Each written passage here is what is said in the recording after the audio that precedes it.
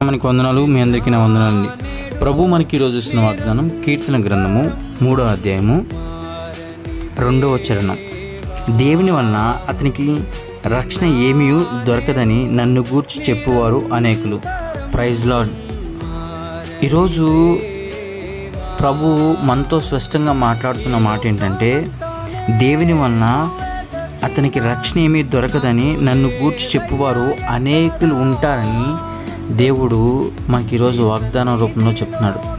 అవునండి, మన జీవితంలో, దైనందిన జీవితంలో, మన జీవితంలో చాలాసార్లు మనం ఎదుర్కొని ఉంటాం. మనలో ఉన్న అంతరాత్మే అంటది, ఈ టైంలో దేవునికి ప్రార్థన చేయడం ఇంపార్టెంటా? కొన్ని టైంలో చేయొచ్చు, ఈ టైంలో అవసరం అంటారా?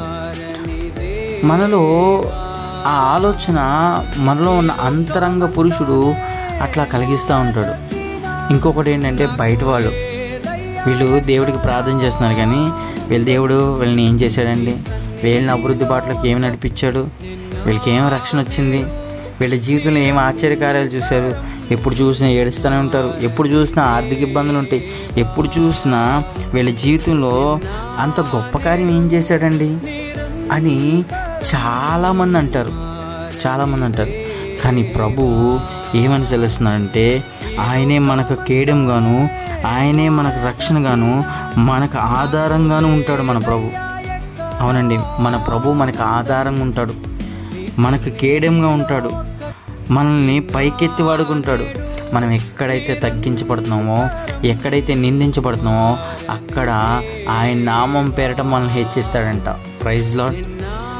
వాకింగ్ కూడా సెలవిస్తుంది కదా, తనను తాను తగ్గించుకునేవాడు హెచ్చించబడతాడు. తనను తాను ఎక్కడైతే తగ్గించబడుతున్నాడో అక్కడ హెచ్చించబడతాడు కదండి.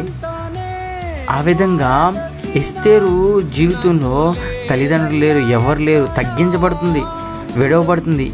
దేవుని దయ ఆమెను ఏం చేసిందంటే, రాజు యొద్దకి నడిపించే విధంగా చేసింది.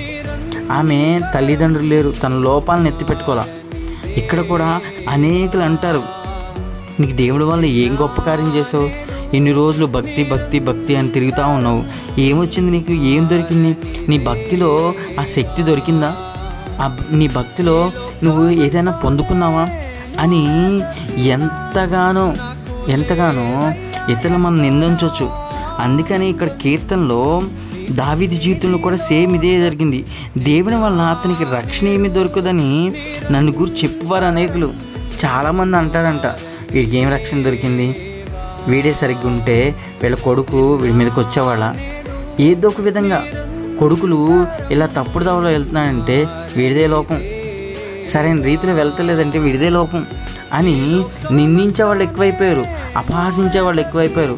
అరే అట్లా కాదు, నీ దేవుడు నీ పక్షాన ఉన్నాడు కదా, యుద్ధం చేసే దేవుడు నీ దేవుడే కదా, అంతకుముందు యుద్ధము యెహోవాదే అని అన్నావు కదా, ఇప్పుడేమైంది?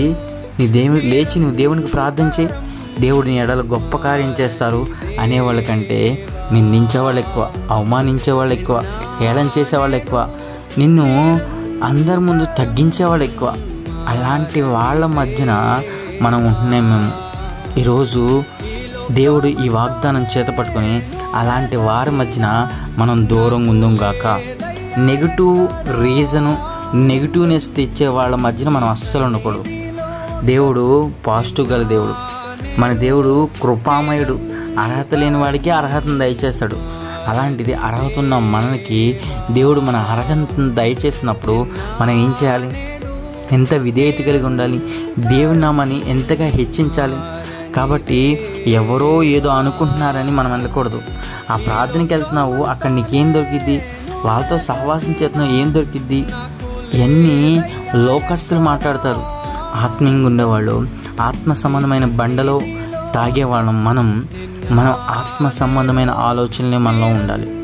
ఆత్మ సంబంధమైన ఆలోచనలు మనల్ని ముందుకు తీసుకెళ్ళాలి. దేవుడు అట్టి కృప మనకు దయచేయాలనుకుంటున్నాడు.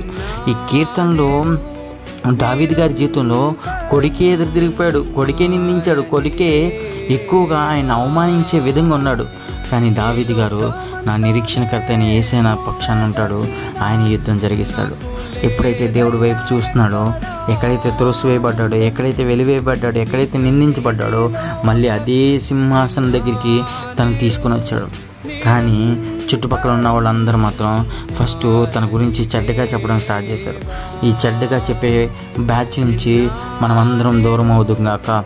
ఆమేన్. ప్రేమ గల తండ్రి, కృపామయ దేవా, నీకు వందనాలు స్తోత్రాలు. ఇప్పటి వరకు ప్రభా మమ్మల్ని ఎంతగానో కాచి కాపాడిన దేవా, నీకు వందనాలు స్తోత్రాలయ్యా. నువ్వు గొప్ప దేవుడు, సర్వయుగములకు సజీవుడైన దేవుడు దేవా.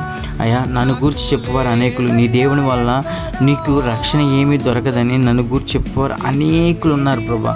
వాళ్ళందరి నుంచి నన్ను దూరపరచండి అయ్యా. నిన్ను గూర్చి నేను అయ్యా నిన్ను పొగిడేవాళ్ళుగా, గణపరిచేవాళ్ళగా, నీ నామాన్ని హెచ్చించే వాళ్ళగా ఉండడానికి సహాయం చేయండి అయ్యా. ఈరోజు ఈ పనిలో మేము చేస్తున్న ప్రతి పనిలో అయ్యా మీరే అధ్యక్షత, మీరే అద్భుత కార్యం జరిగించి నీ కృపలో మమ్మల్ని జ్ఞాపకం చేసుకుని రాని ఘనత, మహిమ, ప్రభావాలు మీరు మాత్రం పొందుకుని యేసు పరిశుద్ధ నామాన్ని సమర్పించుకుంటున్నాం తండ్రి.